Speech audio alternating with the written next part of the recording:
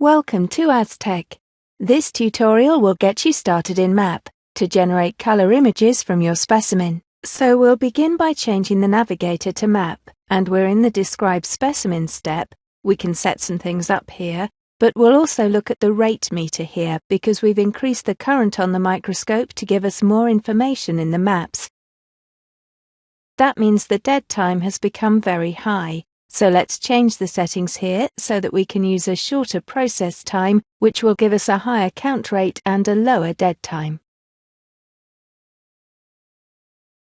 Now we have over 100,000 counts per second going into the map, which gives us very quick maps and takes advantage of the capability of the XMAX detector.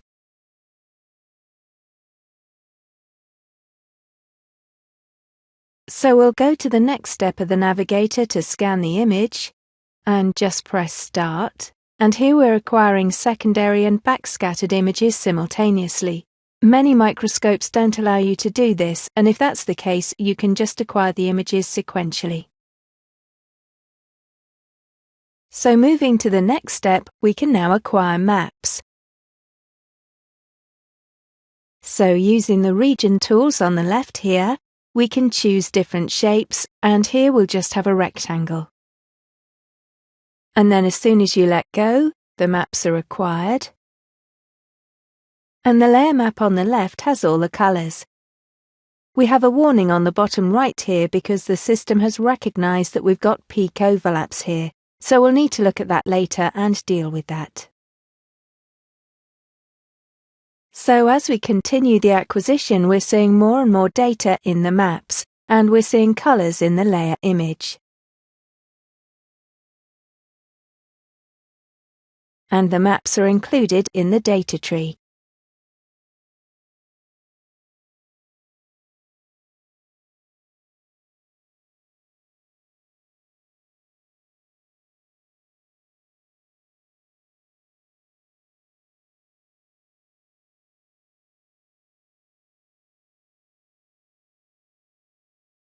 We've got many maps here. We can use this display tool here to influence what we see, and we can move around the boundaries of the components on the screen.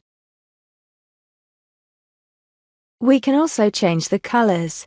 The colors are set by default or automatically, and you can choose the colors, but the tool that we're using now, Auto Layer, which is an option on the system, that automatically assigns colors depending on where phases are present and gives you the best possible interpretation of phases in the image.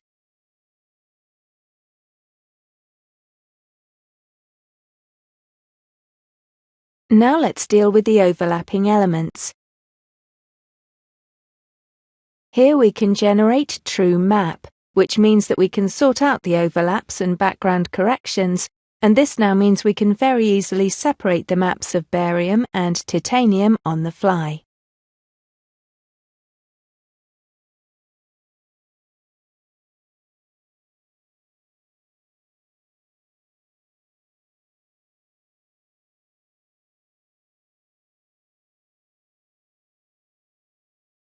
And here we can see now that the barium and the titanium maps are quite different.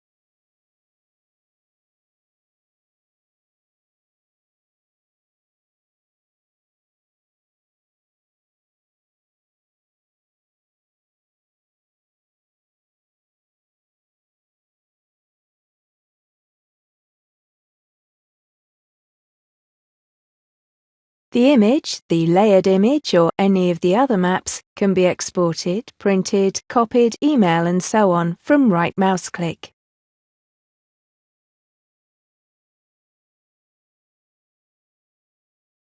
So let's go to the next step, which is to construct maps. Because we have all the spectrum information per pixel in the map, then we can simply construct maps from region. So we can do this while the maps are still being acquired. So here the lower set of tools allows us to reconstruct spectra from various regions.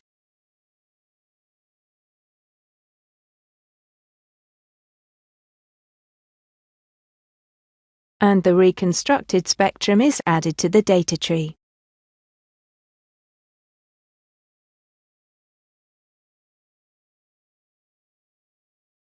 So using the scroll wheel on the mouse, we'll just zoom up and take a freehand region of this small area